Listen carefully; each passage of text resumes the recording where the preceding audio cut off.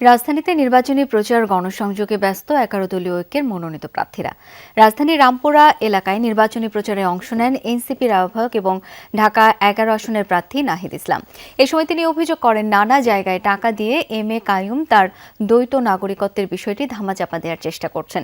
ঋণখেলাপি ও দ্বৈত নাগরিকদের নির্বাচনের সুযোগ দিয়ে নির্বাচনের পরিবেশ নষ্ট করা হয়েছে।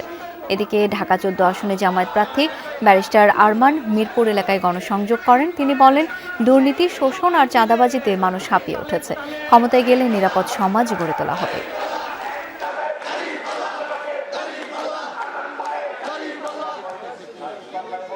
আমাদের রাজনীতি হবে কে কত বেশি মানুষের দোরগোড়ায় যেতে পারে, কে কত বেশি এই এলাকাবাসীর দুর্ভোগের সৃজনশীল সমাধান দিতে পারে, কে কত বেশি কাজ দিয়ে মানুষকে নিজের কাছে টানতে পারে।